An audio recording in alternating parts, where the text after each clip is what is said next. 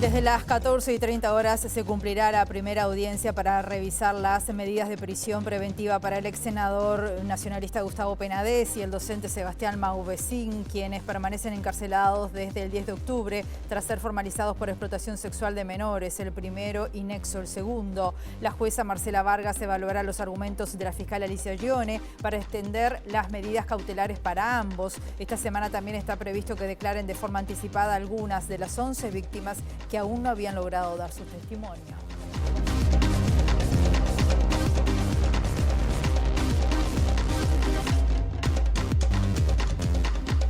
Hola, ¿qué tal? ¿Cómo están? Bienvenidas, bienvenidos a MBD Noticias. Comenzamos con la información desde Montevideo con 22 grados a esta hora, en una jornada que va a seguir con el cielo nuboso, con periodos de cubierto, neblinas, banco de niebla y una máxima anunciada por Inumet de 25 grados. Estamos viendo, como siempre, las cámaras del Centro de Gestión de Movilidad de la Intendencia de Montevideo. Allí ese mediodía nuboso que podemos ver claramente. Pablo de María, entre 18 y Colonia, hay trabajo hormigonado hasta las 19:30 horas. 33 entre Buenos Aires y Reconquista, también hormigonado hasta las 5 de la tarde. Charrúa entre Magallanes y Gaboto, carga y descarga. O Arena Grande entre Rivera y Bransen, de 7 a 17, carga y descarga.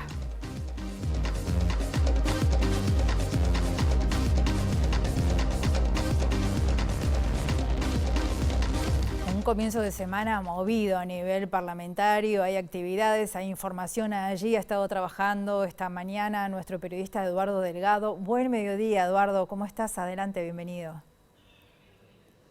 Buen mediodía, Rosina. Así es, un día histórico para diversas organizaciones sociales y activistas en derechos humanos, en especial en lo referido a equidad de género, y también para decenas de mujeres políticas, porque hoy la Comisión de Derechos Humanos y Equidad de Género aprobó el proyecto de ley de participación política paritaria. Es un proyecto presentado por la senadora nacionalista Gloria Rodríguez y que cuenta con el apoyo de la bancada de senadores del Frente Amplio, de la vicepresidenta, la nacionalista Beatriz Argimón, y de la senadora colorada Carmen Sanguinetti. También es una jornada de incertidumbre en cuanto a lo que pueda pasar con este proyecto de ley en el plenario del Senado. Hay que recordar que justamente la norma propuesta plantea la presencia consecutiva y alternada de mujeres y hombres en las listas a las cámaras de diputados y del Senado, a las juntas departamentales, a los municipios y a direcciones de los partidos políticos. Gloria Rodríguez fue la principal vocera de la conferencia de prensa realizada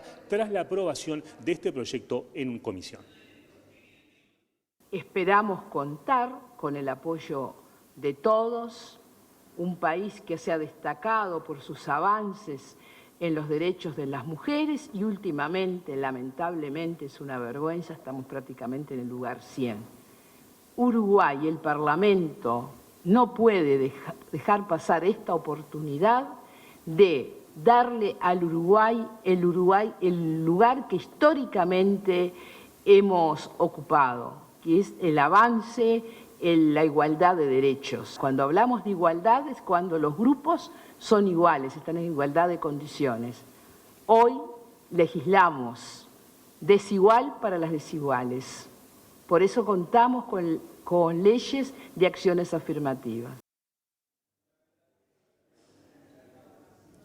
Agregar, Rosina, que en la coalición de gobierno hay diferencias sobre el contenido de este proyecto de ley, pero en una amplia mayoría los senadores están en contra de aprobarlo, sobre todo los senadores varones. En ese sentido, en contra de esta norma, hablaron hoy en la mañana el senador nacionalista Jorge Gandini y el cabildante Marcos Metol.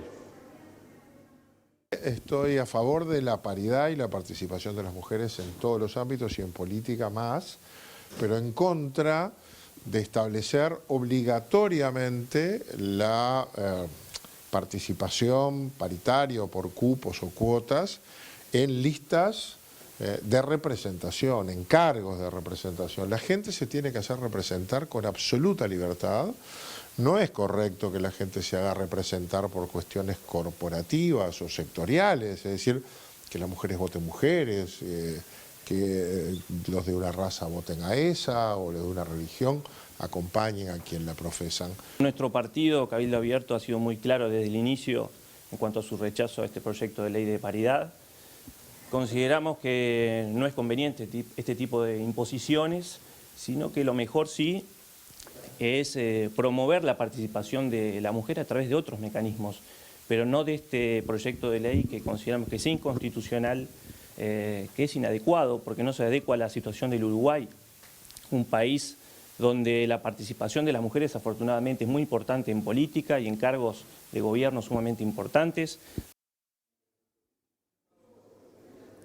Un tema para nada menor, Rosina, y que resolverá el destino de este proyecto de ley es si se aprueba con mayoría simple, en cuyo caso estarían los votos, o si, como sostiene buena parte del oficialismo, se necesita una mayoría especial de 2/3. Lo que se defina sobre este punto a nivel de la Cámara de Senadores es lo que marcará el destino de si Uruguay tendrá o no una ley de paridad política. Muy bien, muchas gracias, Eduardo. Y desde las 14:30 horas se va a estar cumpliendo hoy la primera audiencia para revisar las medidas cautelares que tienen el ex senador Gustavo Penades y el ex docente Sebastián Maubecín, quienes permanecen en prisión desde el 10 de octubre. Penades fue formalizado por 22 delitos de retribución a la explotación sexual de menores de edad, más otros delitos. En tanto, Maubecín fue formalizado por ser el nexo entre los menores y Penades. Al término del plazo legal de 180 días, la jueza Marcela Vargas tiene que evaluar la situación procesal de los imputados, donde el equipo de la fiscal Alicia Gione va a buscar extender la prisión preventiva para ambos. Además, en una audiencia prevista para el 10 de abril, se le va a tomar declaración anticipada a víctimas que aún no habían declarado. Por ahora, las víctimas del caso son 11.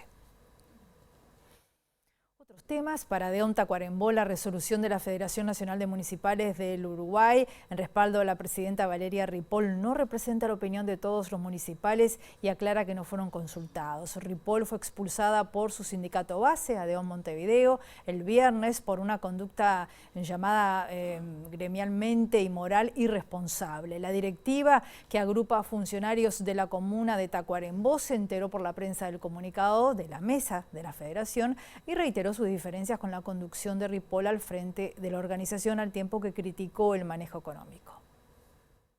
Nosotros no participamos de esa resolución. Nosotros hace 6 meses no estamos participando de la federación. De un momento que nosotros hicimos una nota en contra de Valeria Ripoll, que no estábamos de acuerdo en algunas acciones de Valeria Ripoll. Tenemos grandes diferencias con la compañera y con la federación misma. Como dice el compañero, no nuclea los 19 departamentos. Pese a que la Federación de Municipales defiende el funcionamiento económico, la filial de Tacuarembó resolvió no volcar los aportes de sindicalizados hasta que no haya una cuenta de la organización en lugar de una cuenta personal de un dirigente. Yo pienso que es una federación hoy en día trabajando a la par para el Partido Nacional, a la par para la misma Valeria Ripoll, que está nucleada en el partido de nuestro intendente, acá Wilson Izquierda. Entonces no era confiable, por eso no estamos participando. Aparte de eso, sumado a que se venía aportando los dineros a una persona física, a un hombre, una persona, y no a la federación. Nosotros hoy en día va para 6 meses que no estamos aportando, pero sí tenemos dinero guardado porque queremos aportar en la federación. La Federación Nacional de Municipales, de la que Ripoll es presidenta, expresó que no acepta el relato que se intenta instalar públicamente por parte de Adeón Montevideo. La organización, que hoy agrupa a filiales de 9 departamentos, Rocha, Florida, Flores, San José, Tacuarembó, Artigas, Colonia, Canelones y Montevideo, citó a un congreso que se realizará el 26 de abril. El precandidato presidencial del Partido Nacional, Álvaro Delgado, repudió la expulsión de Valeria Ripoll por parte de la Asociación de Empleados Municipales de Montevideo, ADEOM, y dijo que la única razón para tomar esa decisión fue que la compañera, dijo él, decidió no votar más al Frente Amplio. ADEOM Montevideo expulsó a su ex secretaria Ripoll en una decisión tomada en asamblea, como decíamos recién. A nuestra compañera Valeria Ripoll, que hace 2 meses resolvió seguir peleando por las mismas cosas que peleó toda la vida, por las que las aplaudían hace 2 meses atrás. Primero la suspenden y ayer deciden en una asamblea 180 personas de 6.400 afiliados deciden expulsarla de ADEOM. En el medio hubieron asambleas donde se aprobó el balance, donde se ratificó la conducción. ¿Qué pasó en el medio? ¿Qué pasó en el medio? Bueno, ella tomó la decisión de no votar más al Frente Amplio y confiar en este proyecto y votar al Partido Nacional. El politólogo Oscar Botinelli dijo que el 80% de la gente tiene una posición formada sobre la campaña de firmas para una reforma constitucional sobre la seguridad social. Destacó que si bien existe una correlación entre las preferencias de voto y la definición sobre la consulta, existe también una mayoría que se inclinaría por la aprobación de la reforma. Botinelli detalló la opinión de los encuestados sobre cada uno de los pilares de esta papeleta. Lo que sí es muy clara, además, es el posicionamiento sobre los tres temas. La equiparación, no sé cómo llamarle, de la jubilación mínima, o la pasividad mínima, con el salario mínimo, tiene el apoyo del 82% de los uruguayos. Incluso el 70% de los que hoy estarían votando a cualquiera de los partidos de la coalición. La edad mínima, perdón, la edad obligatoria mínima de jubilación, la de los 60 años, tiene un poco menos de apoyo, pero es del 69%. El tema más controversial son las AFAP, que nos da un 44 a 35 con un 21 que no opina, ¿no? Y donde claramente hay una prevalencia en contra en los votantes de los partidos de la coalición, pero 47 en contra y 30 a favor, tampoco es categórico. Con respecto a la campaña por una deuda justa del partido Cabildo Abierto, Botinelli dijo que está lejos de juntar los votos necesarios. Para el experto, el partido liderado por Manini Ríos se largó a una recolección de firmas que necesita muchos más votos de los que esa colectividad tuvo en las pasadas elecciones. Estamos a 30.000 firmas de alcanzar el 10% del registro cívico que establece el artículo 331 de la Constitución para habilitar la consulta popular. ¿Qué significa esto? Que la gente, a su leal saber y entender, sin mediaciones, va a votar sobre la justicia, la conveniencia, la oportunidad, la necesidad de estas tres enmiendas que planteamos incorporar en el artículo 67 de la Constitución con un objetivo central, que es garantizar que la seguridad social en Uruguay sea un derecho humano fundamental. El dirigente sindical acusó al presidente de la República de mentir cuando en campaña dijo que no iba a cambiar las reglas del juego y no subir la edad jubilatoria para después llevar adelante la reforma. No se cumplió con eso, y eso es grave, dijo Sergio Somaruga.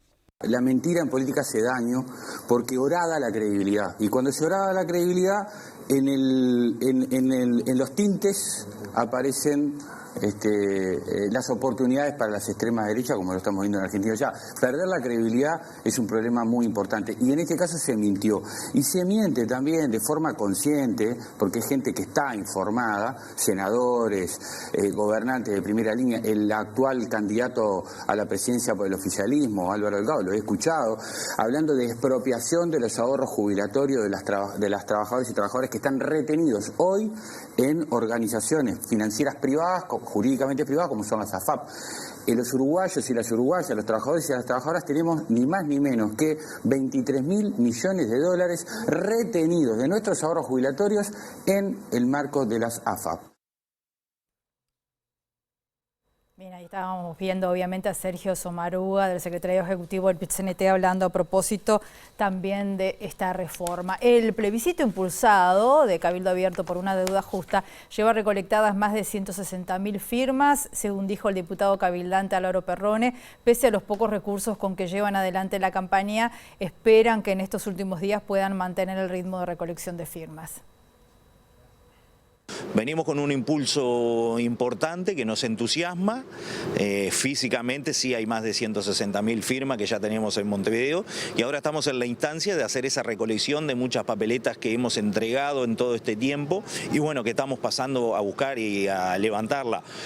Datos de las últimas horas no tenemos, pero bueno, la semana sí vamos a tener un poco más. Aprovecho la nota para hacerle llegar a la gente que todo aquel que tiene una papeleta, que firmó, que nos busque en la red, Deuda Justa UI, a alguno de nosotros se va a acercar y bueno, vamos a ir a buscar las firmas.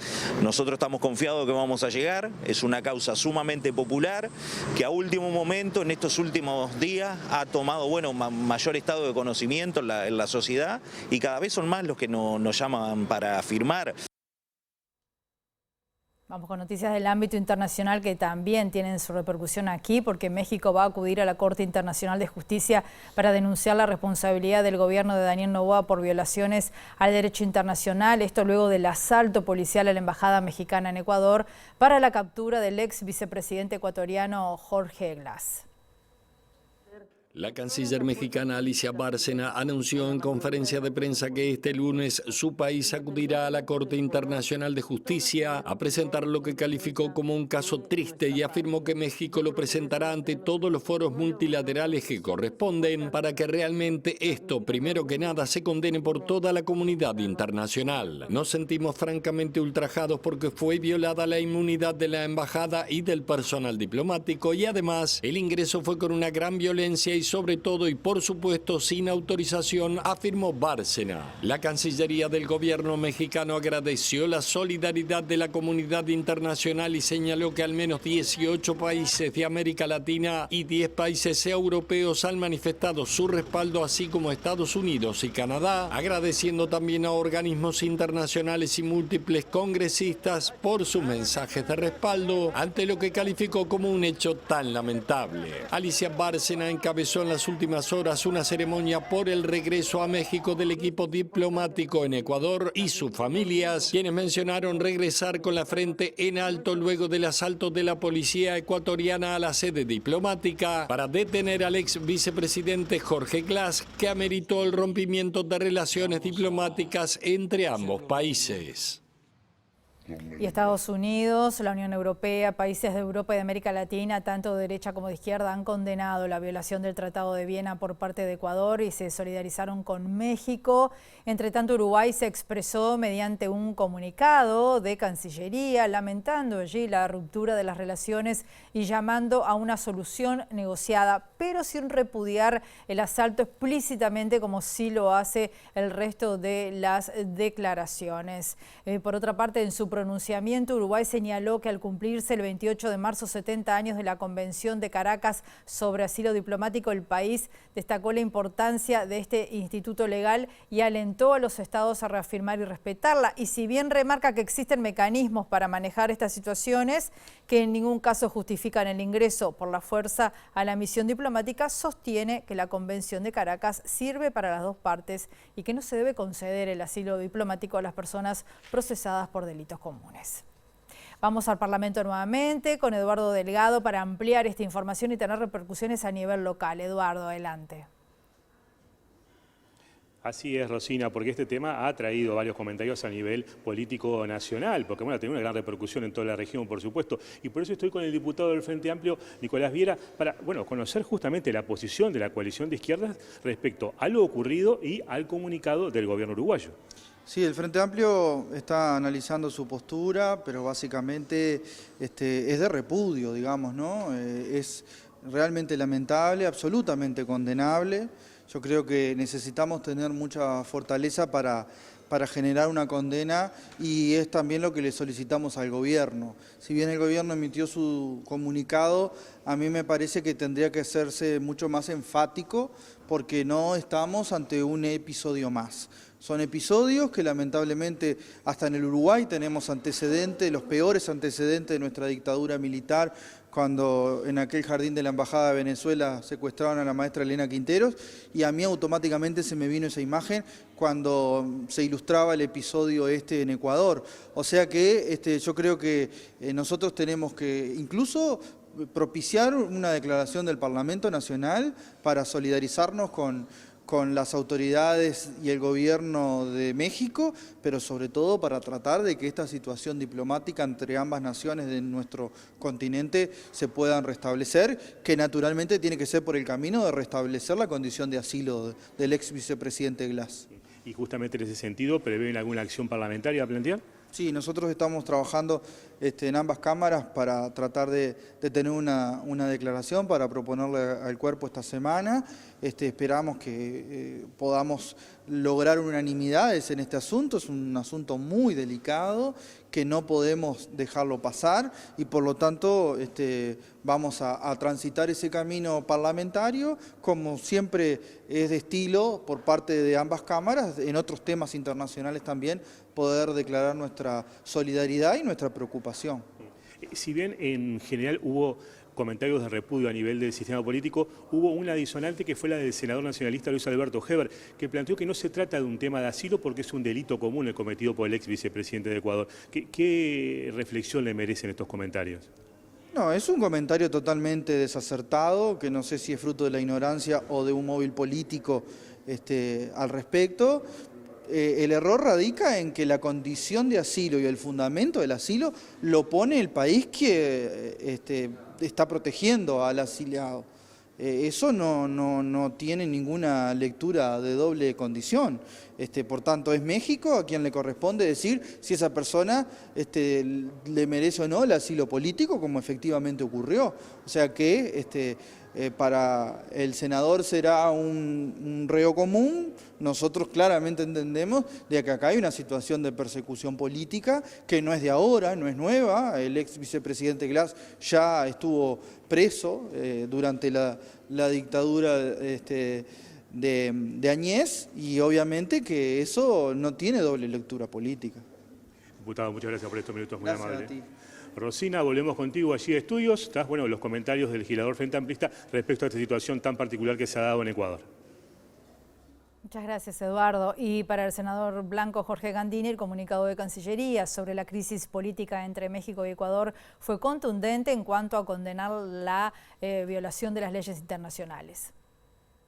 La Cancillería ha sido contundente y clara. Hemos rechazado esta violación al derecho internacional, hemos rechazado la violación a la inmunidad de las misiones diplomáticas cuando las autoridades policiales de Ecuador ingresan a una sede diplomática que es considerada territorio del otro país.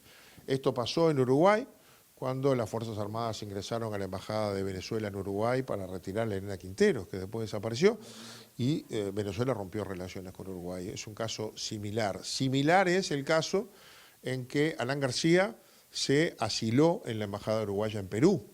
Uruguay después analizó cuáles eran las condiciones en las que estaba requerido y como entendió que estaba requerido por delitos comunes, suspendió esa condición. Después vino el lamentable desenlace. Ecuador debió haber accionado por la vía diplomática y establecer que la persona que estaba allí con el régimen de asilo no estaba ajustada al derecho internacional. La dictadura uruguaya, bajo la presidencia del Colorado Alberto de Micheli, marcó el único antecedente regional de asalto a una embajada para secuestrar personas solicitantes de asilo político antes que el presidente ecuatoriano Daniel Noboa hiciera lo mismo en contra de la Embajada de México en Quito. El 28 de junio de 1976, a 3 años del golpe de Estado en Uruguay, un comando militar invadió la Embajada de Venezuela y secuestró a la maestra Elena Quinteros, lo cual motivó la ruptura de relaciones entre ambos países. Desde entonces, Quinteros permanece desaparecida. A raíz del asalto a la embajada mexicana en Ecuador se recordó este antecedente uruguayo como el único en la región, pero se mencionaron otros en los cuales se terminaron respetando las normas que regulan el derecho internacional. El más reciente ocurrió el 26 de marzo de este año cuando 6 opositores venezolanos ingresaron a la embajada argentina en Caracas y recibieron asilo. Caracas ya había sido escenario de un episodio parecido al de Ecuador, pero a la inversa. En abril de 2019, el autoproclamado presidente venezolano Juan Guaidó, apoyado por militares contrarios al gobierno, secuestraron al líder opositor Leopoldo López, que cumplía prisión domiciliaria por delitos contra el Estado, siendo asilado en la Embajada de España, exiliándose posteriormente en ese país. En noviembre de 2019, y como resultado del golpe de Estado contra Evo Morales en Bolivia, la dictadura encabezada por Jeanine Áñez decidió no invadir la embajada mexicana, donde el presidente derrocado obtuvo asilo. Hacemos una pausa muy breve y volvemos enseguida.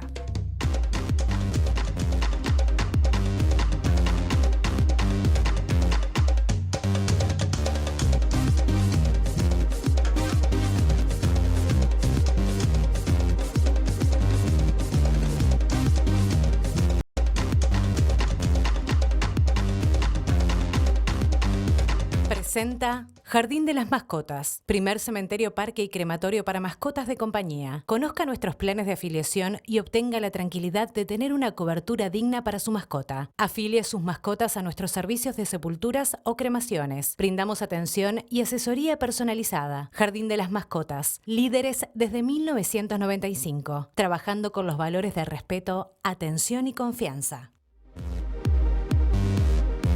Segundo bloque de MVD Noticias, continuamos con la información aquí en Montevideo. El ministro de Transporte, José Luis Falero, dijo hoy que seguramente se descarte el proyecto de construir una autopista en Canelones y se opte en su lugar por una vía rápida. En diálogo en Canal 10, el secretario de Estado agregó que la decisión está prácticamente tomada y argumentó que no quiere que esta obra afecte el tema ambiental. Por otra parte, Falero recordó que se está en una etapa de estudio del proyecto del tren tram, que consiste en un tren con 33 paradas a lo largo de 35 kilómetros que conectaría la Plaza Independencia con el peaje del Pinal, atravesando 18 de Julio, Avenida Italia y Giannatasio. El tren tram está en etapa de estudio, como dijimos, este año pensamos dejarlo toda la parte técnica. Yo le he bajado perfil a lo político para que quede el trabajo terminado y después las nuevas administraciones tengan el trabajo pronto para ver si lo toman o lo dejan. ¿Hay otros proyectos en puerta? El pasajero, digo, uno visualiza que puede haber alguna posibilidad en el área metropolitana, por lo menos hasta Las Piedras, Progreso, porque hay un volumen de pasaje importante que puede resultar de interés, pero va a depender del interés privado en eso, ¿no? La olla popular Faustino Chimango Rodríguez cumplió 4 años este sábado y allí se reivindicó el rol que todavía están cumpliendo estos servicios solidarios, porque pasada la pandemia continúan siendo necesarios en buena parte de Montevideo. Hugo Leivas, que integra la olla, y también la Coordinadora Popular y Solidaria, remarcó la labor de los colectivos, lamentó las acusaciones y la denuncia del Ministerio de Desarrollo Social contra la organización. Cumplimos 4 años de un trabajo solidario, el cual ha pasado por un montón de cosas y lo que nosotros vivimos es realmente la solidaridad en pleno de toda la gente y la empatía de aquellos que verdaderamente conocemos a nuestros vecinos, que abrimos la puerta y lo vemos, aquellos vecinos que sabemos que no tienen nada y que ni siquiera les llega el sustento y el beneficio del MIDES. Decías más temprano que se acusaba a la coordinadora de hacer acciones políticas, de tener discursiva política. ¿Cómo se ven estas críticas por parte de la CPS? Y si quieren debatir políticamente, somos ciudadanos de este país, tenemos credencial y lo podemos hacer, y cada uno de nosotros, las organizaciones que quieran, y la política se hace día a día en lo que se puede desarrollar. Entonces, por lo tanto, esto para nosotros fue simplemente algo que le salió bien mal, y nosotros lo decimos y orgullosamente porque tenemos muchísimos emprendimientos hoy dentro de la CPS sin ningún apoyo del MIDES. ¿Nos acusan de lo político a nosotros? Sí, realmente, sin hambre, como hoy no tenemos hambre, pudimos pensar y pudimos hacer pensar también a muchísimos que ven la realidad. 40% de la población de menores ingresos en nuestro país es vulnerable, esto según la economista Andrea Vigorito, quien dijo que las políticas deberían apuntar mínimamente a este sector y no solamente a quienes están bajo la línea de pobreza. La investigadora señala que es alarmante que los niveles de pobreza sigan bastante por encima de lo registrado en 2019. Dijo que las prestaciones sociales que quedaron fuera del cálculo de ingresos son mínimas y no cambiarían la tendencia registrada. A grandes rasgos podríamos decir que el 40% de la población de menores ingresos es vulnerable. No quiere decir que, como vimos en la crisis, que toda esta población se ve afectada cuando hay un shock de ingresos, pero es una población que tiene ingresos más inestables, condiciones de vida que la hacen proclive a caer, a que sus ingresos se reduzcan sustancialmente cuando las condiciones económicas no son tan buenas. O sea que las políticas por lo pronto deberían mínimamente apuntar a ese sector y no solamente a quienes están bajo la línea de pobreza. Vigorito dijo que las principales prestaciones sociales están incluidas en el índice de pobreza del Instituto Nacional de Estadísticas, pese a que el exministro de Desarrollo Social Martín Lema dijo que hay prestaciones nuevas que no están contempladas en ingresos y que mejoran la calidad de diferentes hogares. Las principales ingresos bastante exhaustivamente están, porque están todo lo salarial y de remuneraciones laborales. Un conjunto de prestaciones que son las más importantes. El INE incluye la cobertura de salud, si es por FONASA, etcétera, incluye todos los beneficios por comedores escolares, canastas, etcétera, incluye las asignaciones familiares, la tarjeta Uruguay Social, el valor locativo de la vivienda. Si algo queda fuera, tiene la capacidad de bajar sustancialmente la incidencia de la pobreza. Las propias asignaciones familiares y la tarjeta Uruguay Social contribuyen modestamente a esa reducción. Entonces, prestaciones más pequeñas dudo que tengan un efecto significativo sobre estos valores y esta tendencia con la que estamos trabajando. Vigorito dijo que para mejorar las condiciones de vida es necesario ampliar la cobertura y montos de prestaciones sociales, además de una política salarial de vivienda, educación y segregación territorial. El PIT-CNT y el Instituto Cuesta Duarte lanzaron el programa Saberes en Acción, mediante el cual se va a capacitar a 1.500 trabajadores y trabajadoras del sector industrial con el objetivo de consolidar el empleo a través del fortalecimiento de competencias organizacionales. La Convención Nacional, el plenario intersindical, está analizando la mejora de la productividad sin que esto implique intensificar el trabajo y deteriorar así las condiciones laborales, sino por el contrario mejorarlas. Históricamente, cuando a los trabajadores o trabajadoras se les planteaba o negociar productividad o hablar de productividad, inmediatamente la asociación era intensificar el trabajo. ¿Tá? En la actualidad, con el nivel de desarrollo tecnológico que hay, con la experimentación en diversas partes del mundo de nuevas formas de organizar el trabajo, no necesariamente aumentar la productividad quiere decir intensificar el empleo, intensificar el trabajo, perdón, inclusive puede querer decirse, por ahí se puede aumentar la productividad con menos esfuerzo y en mejores condiciones.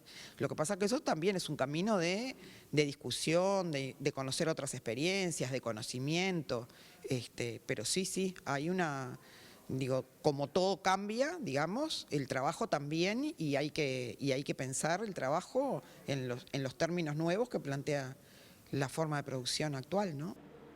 El proyecto Saberes en Acción tiene dos objetivos. Uno es formar y capacitar a 1.500 trabajadores de las ramas industriales sindicalizadas en temas vinculados a la organización del trabajo como productividad y estrategias empresariales. El segundo objetivo es desarrollar informes de esos sectores industriales en el marco de un observatorio mediante el que los trabajadores tengan datos, indicadores y maneras de leer mejor esos informes en cuanto a su potencialidad y sus restricciones. Hacemos otra pausa breve, volvemos enseguida.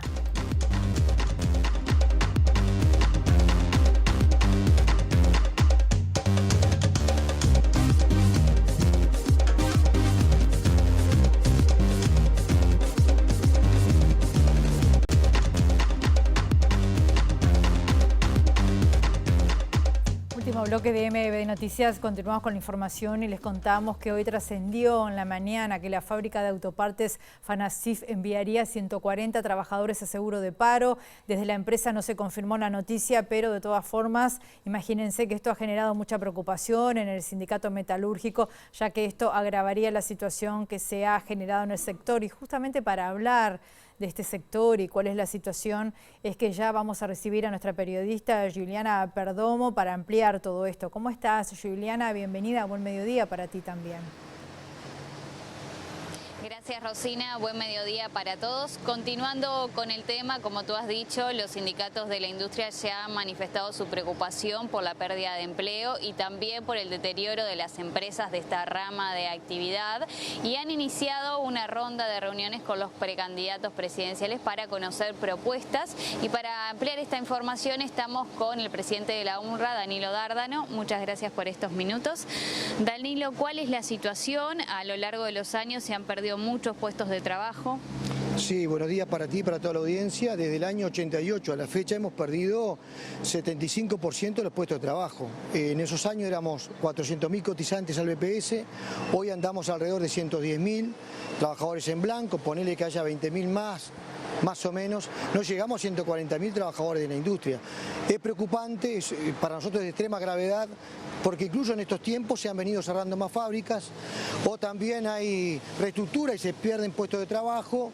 Y lo que decimos, y sabemos que a algún integrante, inclusive de la Cámara de Industria, no le gusta lo que decimos, pero es así, hay empresarios que paulatinamente, o otros de un día para el otro, se han ido transformando en importadores. Ahí precisamos una alianza estratégica con la Cámara de Industria, con las diferentes cámaras que representan al sector industrial, para pelear en conjunto, para mantener lo que tenemos y pelear por más industria nacional. ¿Qué se necesita para ser más competitivos? Lo primero que precisamos es sentar a una mesa, el Poder Ejecutivo de turno, los empresarios, los trabajadores, y armar un plan. Sin plan es muy complejo porque es manotazo de ahogado o de última que resuelva el mercado. Y cuando resuelve el mercado, los que pierden en general son las y los trabajadores. Por lo tanto, reiteramos el pedido hasta públicamente de que el gobierno, no tenemos mucha fe, pero bueno, hay que seguir peleando en ese sentido, nos cite a la Confederación de Sindicatos Industriales, a la Cámara de Industrias, la Academia, los intendentes, y en conjunto diseñar un plan a mediano y largo plazo. Al momento, con la ronda de reuniones que han mantenido con los precandidatos, ¿hay propuestas que les llamen la atención, alguna que les llame que les encienda alarma? Bueno, nosotros estamos cercanos a un par de semanas donde hagamos una síntesis pública de cómo nos fue. Nos llama la atención que aún no hemos logrado concretar alguna reunión, por lo menos con algún precandidato o precandidata del Partido Nacional. Hemos estado en contacto con secretarios, con coordinadores, pero aún no tenemos concreción. E incluso, te adelanto, le hemos pedido formalmente al directorio del Partido Nacional, a su presidente, ser recibido para explicarle de qué es el planteo que estamos haciendo, y realmente estamos preocupados, ¿no? Porque a nivel de las encuestas, por lo menos, hay posibles ganadores a nivel de la presidencia o el Frente Amplio o el Partido Nacional, sin despreciar ni hablar mal de los otros precandidatos o futuros candidatos. Entonces, realmente que el Partido Nacional aún, los precandidatos no nos hayan dado respuesta, nos preocupa. ¿Tienen pensado algún plan de lucha que se pueda activar por ser año electoral? Bueno, nosotros vamos a estar colocando en el próximo Ejecutivo, el día lunes, un plan en general, pero también en particular hablando de ir bajando a las diferentes filiales, de un paro con movilización donde logremos concretar y consensuar 4 o 5 propuestas concretas, que algunas ya las venimos manejando, pero además de a los precandidatos, también públicamente. Porque para nosotros es fundamental que la población sepa que si hay industria nacional y esto mejora, va a haber mejores posibilidades de desarrollo del país y también de tener trabajo digno, de inclusión de las compañeras, y un salario mínimo también importante. O sea que si hay industria, hay desarrollo. Danilo, teniendo en cuenta que se viene discutiendo en estas horas la reducción de la jornada laboral, ¿cuál es la postura de la UNRWA? Nosotros como UNRWA, pero te diría como Confederación de Sindicatos Industriales, e incluso me atrevo a decir como PIC-CNT, estamos reclamando la reducción de la jornada laboral. E incluso en alguna ronda hemos tratado y hemos colocado la posibilidad de discutir la productividad. Pero llama la atención que hay discursos públicos, pero después en la mesa de negociación no se concretan. Me refiero a que en algunos tuvimos avance y que dijimos, bueno, vamos a discutir la productividad. Porque acá esto a veces pianta votos a nivel interno nuestro. Si el país no discute la productividad, estamos muy complejos. Vamos a desaparecer a nivel industrial, porque el mundo, la productividad es muy importante, por lo menos en los países centrales. Si nosotros no logramos discutir la productividad, consensuar una productividad con los empresarios, con el gobierno, y discutir también cómo insertamos la producción nuestra industrial en las cadenas, por lo menos regionales de valor, estamos muy complicados. En estos días tuvimos alguna reunión con compañeros importantes a nivel de Brasil, y como tú sabes, Brasil va a hacer una gran inversión a nivel industrial, y bueno, estamos convencidos que una de las posibilidades de este país, pequeño entre comillas, pero sí pequeño a nivel industrial, se puede insertar. Para eso precisamos, reiteramos, armar una alianza estratégica, especialmente con los industriales a nivel de la Cámara de Industria, sus correspondientes filiales. Muchas gracias. Muchas gracias a ustedes. Bueno, Rosina, tenía la palabra de Danilo Dárdano, presidente de la UNRWA, a propósito de esta situación de los trabajadores que serán enviados al seguro de paro. Hay un paro que se va a poner a consideración, además de esta ronda con los precandidatos, reuniones que van a continuar. Presentó Jardín de las Mascotas, primer cementerio, parque y crematorio para mascotas de compañía. Conozca nuestros planes de afiliación y obtenga la tranquilidad de tener una cobertura digna para su mascota. Afilie sus mascotas a nuestros servicios de sepulturas o cremaciones. Brindamos atención y asesoría personalizada. Jardín de las Mascotas, líderes desde 1995, trabajando con los valores de respeto, atención y confianza. Agradecemos a Juliana al móvil y les contamos que Valeria Ripoll, ex representante de ADEOM, acaba de tuitear en respuesta a lo que comentábamos sobre la postura de ADEOM Tacuarembó. Dice que ADEOM Tacuarembó, primero, no es parte de la Mesa Nacional y segundo, no participa de ámbitos de la Federación Nacional de Municipales de Uruguay. Hace cerca de un año. No realiza los aportes correspondientes a la Federación ni al PIT. Cumplir con las obligaciones no estaría mal, dijo Valeria Ripoll en las redes sociales a propósito de esta declaración de ADEOM Tacuarembó, que aseguró a MBD Noticias que no fueron consultados por la Federación Nacional de Municipales del Uruguay para emitir la resolución de respaldo a la ex representante de ADEOM. Este fin de semana se jugó la séptima fecha del torneo de apertura de Primera División. Nacional le ganó el sábado a Cerro Largo 1-0 en el Gran Parque Central. Peñarol derrotó 2-1 a Deportivo Maldonado en el Estadio Domingo Burgueño. De esta manera Peñarol confirmó la posición de líder con 2 puntos más que Progreso. Vemos el resumen de los goles de la etapa.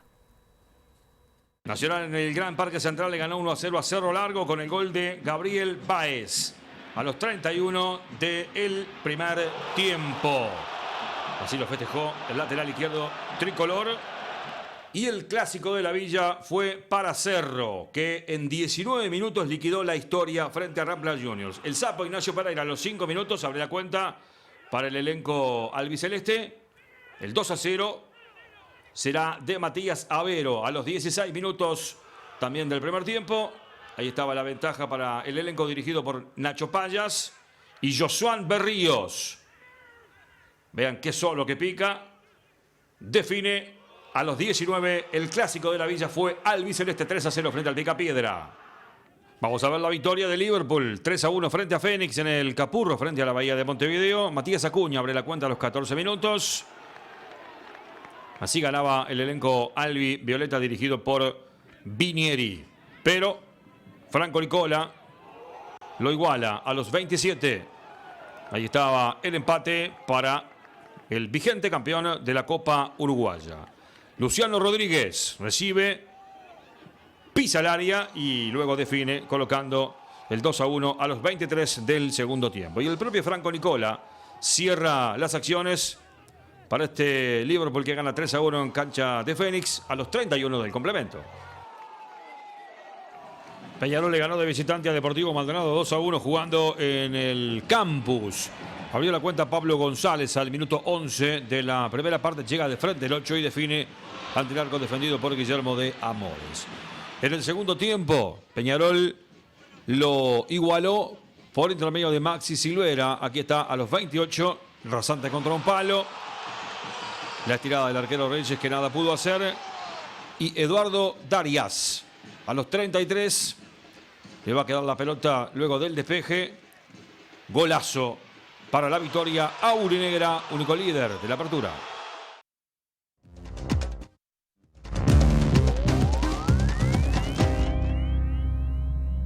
Comenzó en Panamá el juicio sobre los Panama Papers. Se trata de la mayor investigación periodística colaborativa en la historia que provocó renuncias de gobernantes, expuso como evasores de impuestos o lavadores de dinero sucio a políticos, personalidades populares en varios países. El caso también involucra a personas uruguayas del mundo empresarial, de la política y del deporte.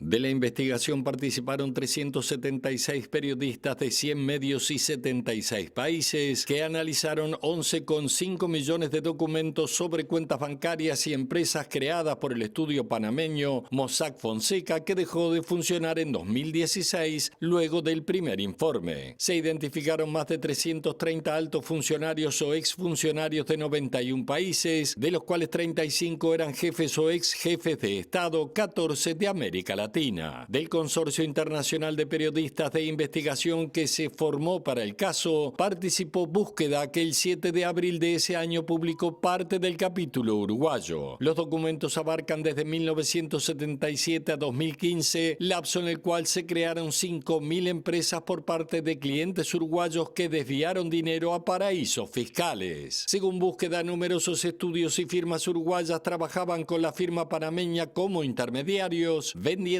sociedades anónimas registradas en Panamá, siendo Uruguay uno de los 10 países con más compañías creadas. Entre los uruguayos implicados estaban el empresario Marcel Scherwer, esposo de la senadora Blanca Verónica Alonso, el expresidente de la Bolsa de Valores de Montevideo, Pablo Montaldo, el exdirector de la OPP, Conrado Hughes, Germán Vecino del estudio Posadas, Posadas y Vecino, y el entonces director del Plan Ceibal, Miguel Brechner, entre otros. El juicio comenzó a las 11:30 de Uruguay y tiene más de 30 personas imputadas, la mayoría integrantes del disuelto estudio Mossack y Fonseca. El médico palestino-boliviano Refat Alat-Amna solicitó ayuda para abandonar Gaza mediante una entrevista con TV Ciudad desde Rafah ante el riesgo de muerte permanente para él y su familia. El médico creó una cuenta en la plataforma GoFundMe con apoyo de amigos en Bolivia y España para recaudar fondos que le permitan pagar a mafias que trafican personas que los saquen de Palestina hacia el Cairo. No hay, hace más de 6 meses, no hay electricidad, fue destruido todo. Puentes de agricultura, puentes de agua, fue atacada. Y estamos viviendo ahora con la poca ayuda que llega a través de Naciones Unidas u otras organizaciones. Son muy pocas, apenas sobrevivimos con eso. Cada 2 o 3 días vamos a hacer filas para recibir unas cajas de comida o algo parecido. Y bueno, cuando se complicó todo eso, acudí a unos amigos para pedirles ayuda afuera, compañeros, ya como estuve afuera en Bolivia, y bueno, me están ayudando con el tema de GoFundMe para recaudar fondos, porque estamos tomando 2 caminos ahora paralelamente, a través de la Embajada, el Ministerio de Exteriores, y a través de recaudar fondos para poder pagar a los mafiosos que controlan la frontera, que tienen poder para sacarnos. Lamentablemente están aprovechando, estamos queriendo comprar en nuestras vidas para salir y se cobra un monto muy alto, se cobra por niño $3.000 y se cobra por adulto más de $6.000. Entonces lo que necesitamos para poder salir y pagar más o menos $27.000 por mi familia para estar a salvo llegando hasta Cairo. Muy bien, nos vamos, nos despedimos, volvemos a las 19 horas en la edición central o mañana a las 8 la primera edición de MBD Noticias. Que pasen bien, hasta luego.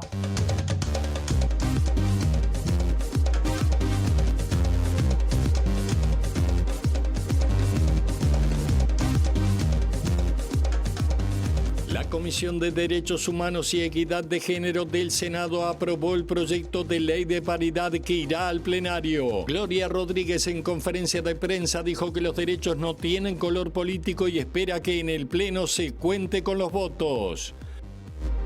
ADEOM Tacuarembó no está de acuerdo con la resolución de la Federación Nacional de Municipales de Uruguay que respaldó a Valeria Ripoll. Los funcionarios de la comuna tacuaremboense mantienen sus diferencias con la conducción de Ripoll al frente de la organización, al tiempo que critica el manejo económico.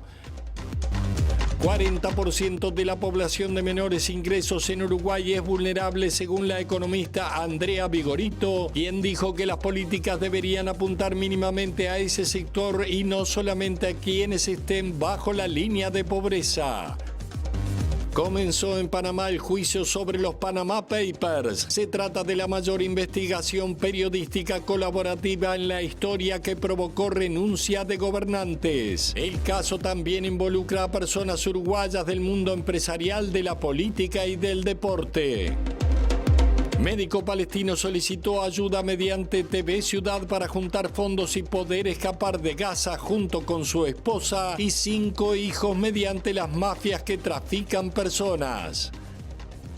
Desde las 14:30 se realiza la primera audiencia para la extensión de la prisión preventiva para el ex senador Gustavo Penades y el docente Sebastián Mauvecín, quienes están en prisión desde el 10 de octubre por delitos de explotación sexual de menores.